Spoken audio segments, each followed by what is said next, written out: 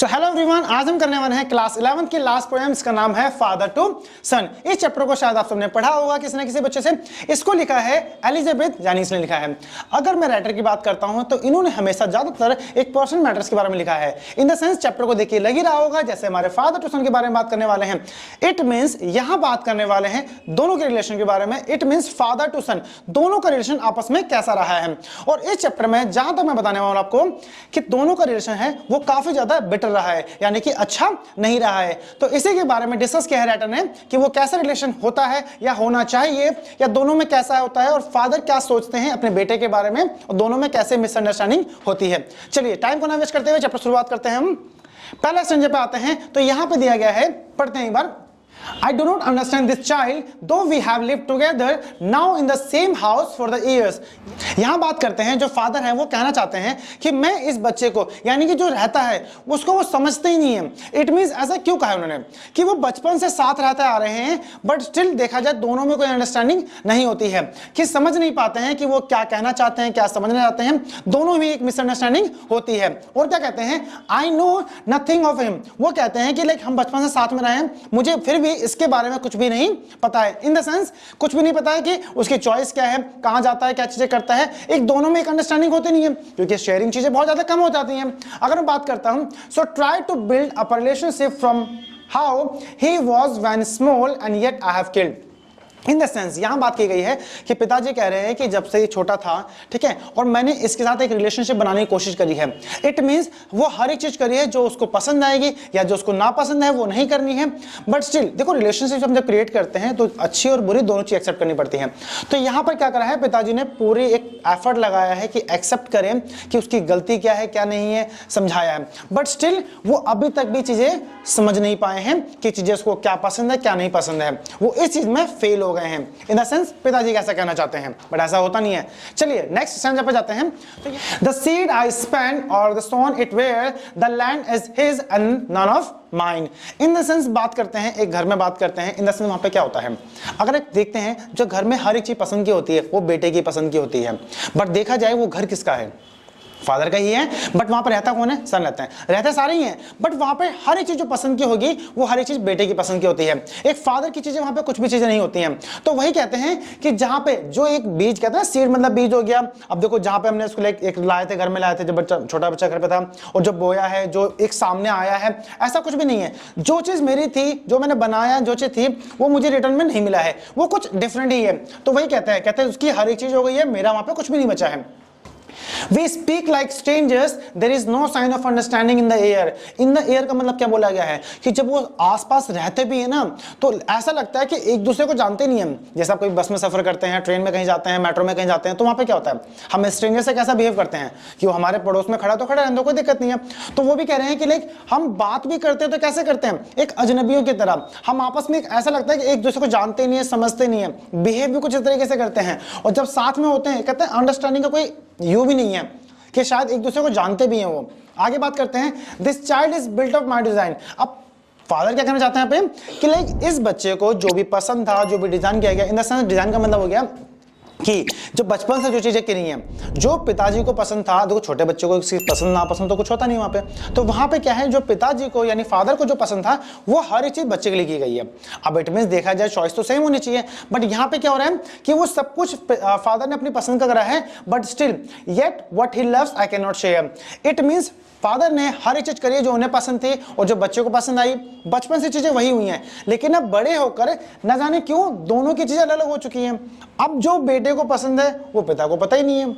It means क्या हो रहा है कि अंडरस्टैंडिंग वाली बात आ जाती है कि दोनों आपस में शेयर ही नहीं करते हैं कि वो एक दूसरे के लिए क्या फील करते हैं, क्या शेयर करते हैं, क्या चाहते हैं। समझ में आ रहा है। चलिए आगे चलते हैं नेक्स्ट स्टेंजा पे। Silence surrounds us and Silence surrounds us and I would have the prodigal returning. Prodigal का मतलब क्या होता है, यहाँ पे दिखा है उड़ाओ, यानी कि चला गया वहां से। ठीक है, अब इन the sense silence surrounds us, इसका मतलब क्या है, इसका मतलब होता है जब वो साथ में होते हैं तो आपस में कैसा बिहेव होता है, वो दोनों शांत रहते हैं, बात करते ही नहीं हैं। ठीक है, इन द सेंस क्या होता है कि वो साथ में रहेंगे बट आपस में दूसरे बात नहीं करते हैं, चुप रहते हैं। कभी नोटिस करना, अगर आपके घर में बड़े भाई हैं तो क्या होता है मोस्टली कि अगर फादर घर पे हैं तो बेटा घर से बाहर होता है, अगर बेटा घर में है तो फादर होंगे बाहर होंगे। पूरी फैमिली साथ बैठती है तो बोल भी लेंगे, एक दूसरे का मजाक मस्ती कर लेंगे, बट फादर सन हमेशा दोनों सेपरेट रहते हैं, वो एक दूसरे की अंडरस्टैंडिंग होती नहीं है, वो अगर बैठे भी तो चुपचाप बैठे रहेंगे, कुछ कह भी नहीं सकते वहां पे।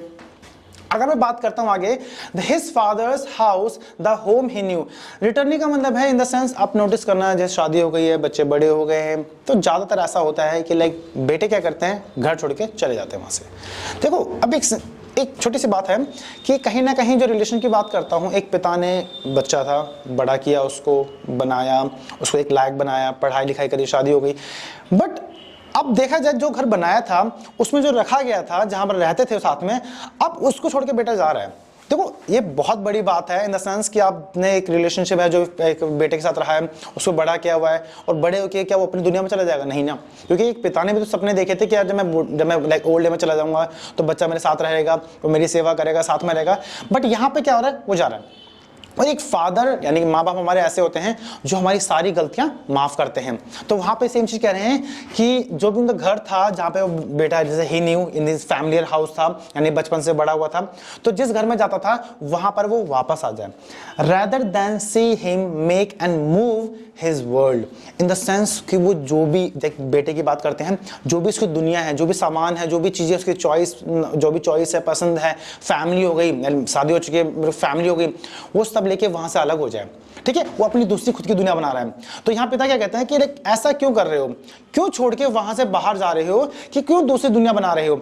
जो तुम्हारी दुनिया थी, जो हमारे साथ दुनिया थी, आप वहीं रहो, क्यों छोड़ के जा रहे हो? वो क्या कहते हैं कि I would forgive him too, और मैं उसे माफ भी कर दूंगा। इन द सेंस देखो कोई गलती तो नहीं है, कुछ मिसअंडरस्टैंडिंग तो नहीं है, बट सिर्फ वो क्या कह रहे हैं कि मैं उसे माफ कर दूंगा, जो भी चीज वही भूल जाऊंगा सब कुछ। अगर घर छोड़ के जा रहा है, खुद की दुनिया बना रहा है, तो खुद कुछ तो अलग हुआ होगा, कुछ तो बात हुई होगी। तो कहते हैं मैं उसको माफ कर दूंगा, एंड शेपिंग फ्रॉम अ सोरो a new love, in the sense कि सब कुछ भूल भाल के एक नए रिलेशनशिप तैयार करेंगे, एक नए तरीके से रहेंगे, और ताकि आपस में बात कर पाए और सही से दोबारा चीज शुरुआत करने की कोशिश करेंगे। नेक्स्ट स्टैंडर्ड पे चलते हैं एक बार। Father and son we both must live on the same globe and the same land. यहां पे क्या कहना चाहते हैं पिताजी? जैसे वो घर छोड़ के जा रहा है तो वो कह रहे हैं कि हमें एक बाप बेटे को, यानी कि एक फादर सन को अलग नहीं रहना चाहिए, हमें सेम ही ग्लोब यानी सेम घर में रहना चाहिए, सेम जगह रहना चाहिए। ग्लोब का मतलब होगा ना एक अलग दुनिया बनाना अपनी, तो कहते दुनिया नहीं बनानी है, सेम ग्लोब में रहना है, सेम दुनिया में रहना है, जहाँ पे मम्मी पापा बेटे और उसकी वाइफ जो भी बच्चे हैं वो सब साथ में रहेंगे। तो कहते हैं सेम लैंड में रहना चाहिए, हमें अलग नहीं होना चाहिए। और आगे की बात करते हैं, he speaks I can not understand my self. और होता है ना लाइक बेटा कुछ भी बोलता है तो समझ में नहीं आता कि वो क्या कह रहे हैं क्या नहीं कह रहे हैं। ठीक है, I can not understand why my anger grows from the grave and we each put out an empty hand। देखो दोनों में वही बात आ गई, यहाँ पे आ गई है कि दोनों में कुछ लड़ाई नहीं हुई है, आर्ग्यूमेंट नहीं है, बट स्टिल दोनों में क्या होता है कि हमेशा एक मिसअंडरस्टैंडिंग से रहती है कि कुछ तो हुआ है, अजीब से रहते हैं, कभी लड़े भी नहीं है, कभी कोई आर्ग्यूमेंट भी नहीं है। कि देखो पिता है, सिंपल सी बात, हम आर्ग्यूमेंट नहीं कर सकते चाहे कैसा भी रिलेशनशिप रहा हो हमारा, बट स्टिल एक पता नहीं कौन सी एक चाहत होती है, लेकिन longing for something to forgive. कुछ वहां पे है भी नहीं, गलती भी नहीं है, कुछ भी चीजें नहीं है, बट स्टिल दोनों में एक मिसअंडरस्टैंडिंग सी है। बट पिताजी वहां पे यही कह रहे हैं कि लाइक मैं जो भी था सब कुछ माफ कर दूंगा, तुम अपनी दुनिया अलग बनाने से अच्छा है जो दुनिया है वहीं पे आके रहो तो अच्छा रहेगा। अब आगे बात करते हैं, समरी की बात करते हैं। तो मैंने चैप्टर के अंदर समरी पूरी बताई गई है, चैप्टर का इंट्रोडक्शन भी दिया गया हुआ है, मैंने सारे पॉइंट्स में लिखा है ताकि आपको अच्छे से समझ में आ जाए। अगर आप में से किसी बच्चे को नोट चाहिए तो मैंने डिस्क्रिप्शन बॉक्स के अंदर लिंक दिया हुआ है, तो वहां जाके आप डाउनलोड कर सकते हैं ताकि आपको समझने में कोई दिक्कत नहीं होगी। तो अगर आपको कोई भी दिक्कत है या कोई चीज पूछनी हो मुझसे तो आप जाके देख सकते हैं। मेरा इंस्टाग्राम चैनल भी है, मैंने कुछ वहां पर वीडियो डाली हुई है। अगर आपको नोट चाहिए तो वहां पर मुझे मैसेज कर दीजिएगा, यहाँ पे मैंने डिस्क्रिप्शन बॉक्स के अंदर लिंक दिया हुआ, तो डायरेक्ट आप वहां से डाउनलोड भी कर सकते हैं, कोई दिक्कत नहीं है। चलिए मिलते हैं नेक्स्ट वीडियो में, bye bye, good night, take care, शुभ रात्रि।